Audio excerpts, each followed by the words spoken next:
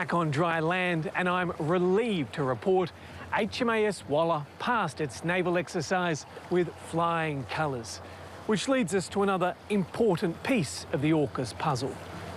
What will the 47th President of the United States make of it?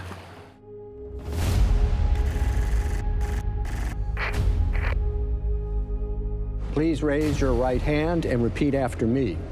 I, Donald John Trump, do solemnly swear. I, Donald John Trump, do solemnly swear. President Trump is renowned, famous for being prickly and talking about America first. What do you think his view is on AUKUS? Will he stand in the way? I don't harbour any fears about that, because AUKUS, what I know about President Trump is this, is he wants a good deal, always, and he doesn't like passengers in a deal, and he doesn't like partners who take the US's involvement for granted.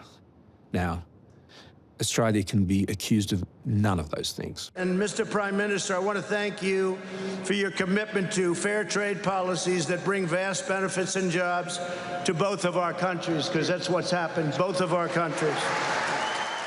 What Trump really cares about is the idea that America is endlessly going to be paying for everybody else, paying for the security of the Europeans, paying for the security of Saudi Arabia, paying for the security of Israel, paying for all this stuff, and paying, as Donald Trump sees it, too much, and while others don't share the burden. From this moment on, America's decline is over.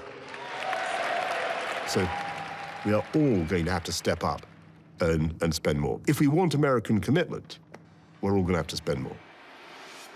Scott Morrison, Boris Johnson and Joe Biden are considered the original three amigos of AUKUS. In fact, the subs deal began to take shape in 2019. That was still the Trump administration at the time, which is important because it was the Trump administration that had been with us in calling out what was happening in the Indo-Pacific. That is what spawned the need to change. So this was under President Trump, not under President Biden? Yeah, that's when it all began. And those highly confidential talks between Washington and Canberra continued. And we're able to work through the fundamental question was, do you believe we could do this? And would you be confident in providing us with access to this technology, which, remember, they had not done since the late 50s and only with one country in a very different set of circumstances. The crown jewels? Yeah, plenty others had asked, including from Australia before, and the answer was no. Thank you very, very much. True to form, President Trump is so far putting America first when it comes to defence. Our armed forces will be freed to focus on their sole mission, defeating America's enemies. I haven't ever heard him attack the AUKUS deal. I think if he did think there was a problem with it, he surely would have done. I think that Australia's going to be paying for the Virginia-class submarines. I'm sure he sees the strategic advantage of working together with the UK and Australia. And Washington has already seen the colour of our money. The check did clear. It did clear. I want to know, but we're really pleased to make it in the first week of your tenure. In a clear sign that President Trump's team is on board with AUKUS, our Defence Minister handed over 800 million Aussie dollars to his newly minted American counterpart, Pete Hegseth.